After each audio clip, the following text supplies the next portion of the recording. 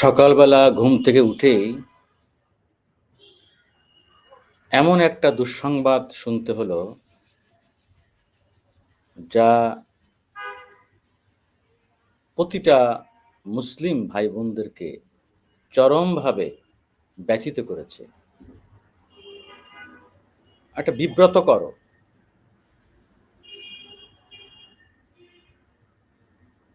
যেই তাবলিগ জামাতকে আমরা মনে করতাম, একেবারেই ছোটবেলা থেকেই আমরা তাবলিগ জামাত বলতে একটা অন্যরকম শ্রদ্ধার জায়গা হিসেবে দেখতাম।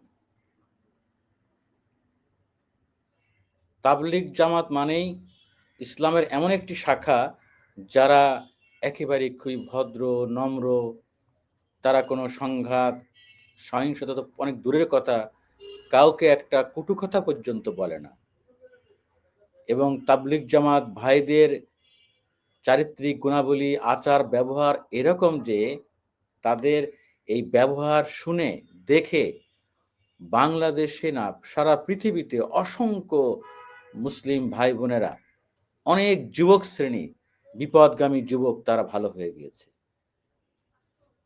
তাবলিগ জামাতের প্রোগ্রামে অংশ নিয়ে, তাদের সঙ্গে যুক্ত হয়ে, ইসলামের দিন প্রচারে অংশ নিয়ে, এটা এক ধরনের সন্ন্যাস জীবনের মতো। সন্ন্যাস ঠিকই না, এই যে ওদের একটা ইয়ে আছে, ৩ মাসের বা ১ সপ্তাহের চিল্লা, ৩ মাসের চিল্লা বলে, হ্যাঁ? ১ সপ্তাহের জন্য, ৩ দিনের জন্য তারা বিভিন্ন জায়গায় যায়। যাই হোক, এটি আমরা অনেকেই জানি। কিন্তু দুঃসংবাদটা কি? আপনারা জানেন যে প্রতি বছর টঙ্গীর ইজতেমা মাঠে তাবলিগ জামাতের সমাবেশ হয়, যাকে আমরা বলি বিশ্ব ইজতেমা। আমাদের মুসলিম ধর্মের হজের পরে সবচেয়ে যে বড় জমায়েত হয়, সেটি হলো বাংলাদেশের এই টঙ্গীর বিশ্ব ইজতেমা। আজ সকালে ঘুম থেকে উঠেই জানতে পারলাম, প্রত্যেকটা অনলাইন পোর্টাল, প্রত্যেকটা গণমাধ্যমিক খবর, তাবলিগ জামাতের ২ গ্রুপের সংঘর্ষ, ৩ জন নিহত, আহত শতাধিক। ভাবা যায়, চিন্তা করা যায়। আমরা বেশ কিছুদিন থেকে শুনে আসছি, দেখে আসছি যে তাবলিগ জামাতের ২ গ্রুপ, সাদপন্থী গ্রুপ, জুবাইরপন্থী গ্রুপ। এটা শুনতেও বিব্রতকর। আপনারা কোন ইসলামের, কোন শান্তির ধর্ম প্রচার করছেন? আমি তো অবশ্যই বলব, এটার মধ্যে এক ধরনের কনস্পিরেসি আছে। যে আমি কথায়, কথায় বলি কনস্পিরেসি, প্লিজ আপনারা কেউ বিব্রত হবেন না। আমি নিশ্চিতভাবে বলছি, এই তাবলিগ জামাতকে ধ্বংস করে দেওয়ার জন্য সুদূর প্রসারী চক্রান্ত করা হয়েছে। যার ফলশ্রুতিতে আজকে এই ঘটনা ঘটছে একের পর এক। এর আগেও আমরা কাকরাইল মসজিদের সামনে ২ পক্ষের এই ধাওয়া পাল্টা ধাওয়া দেখেছি। কত কি এগুলো বিব্রতকর। এই ভারতের সাতপন্থী একটা গ্রুপ, আবার এই বাংলাদেশে জুবায়েরপন্থী একটা গ্রুপ। এটা কি? এটা ইসলামকে কোথায় নিয়ে দাঁড় করায়? যে আপনারা ২ গ্রুপে সংঘর্ষ, কি আওয়ামী লীগ, বিএনপি রাজনৈতিক দলের অভ্যন্তরীণ কোন্দল? কোথায় আপনারা নিয়ে যাচ্ছেন? আসলে আমার ধারণা, ইসলামের বিরুদ্ধে এক ধরনের গভীর চক্রান্ত অতীতেও ছিল, এখনো আছে। সেটি হলো প্র্যাকটিসিং মুসলিম দেখতে চায় না অনেকে।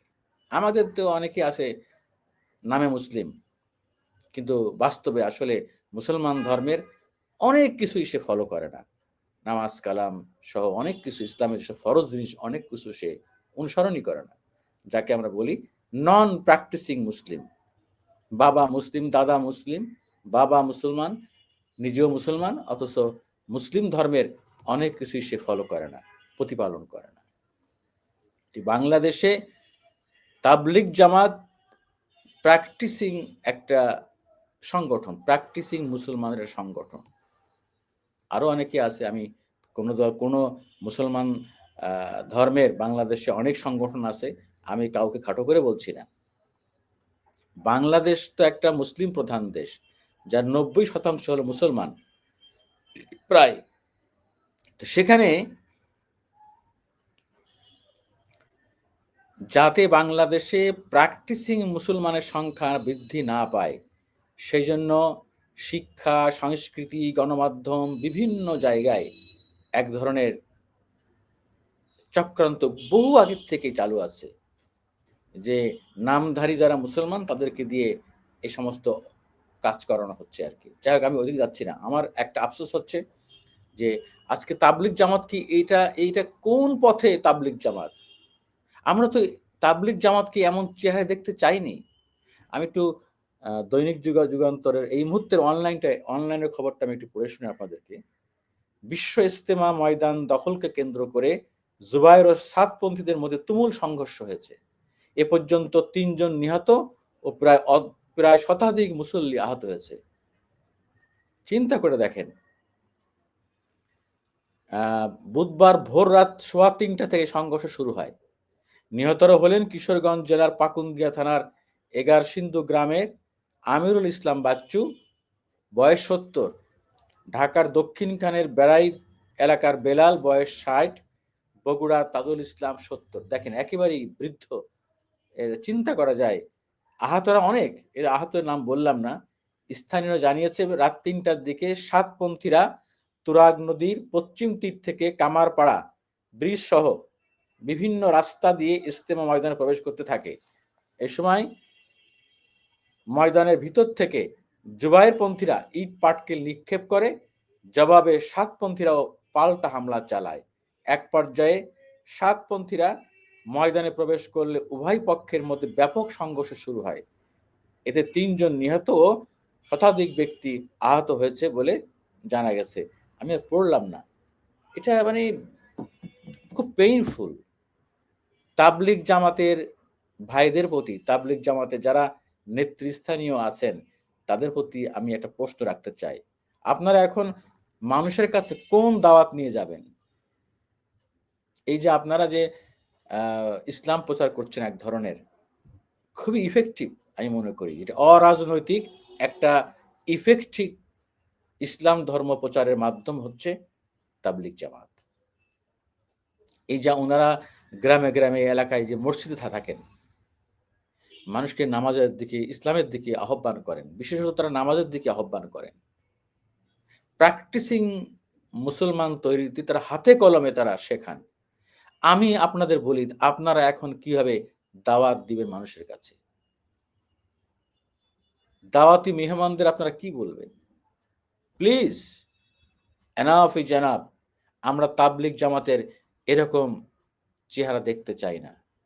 যত বিরোধ থাকুক, আলোচনার টেবিলে বসে এটা ঠিক করেন। তাবলিগ জামাত যে অরাজনৈতিক সংগঠন ছিল, সে জায়গায় ফিরে যান। আমরা অ্যাজ এ মুসলিম হিসাবে তাবলিগ জামাতের এই চেহারা দেখতে চাই না।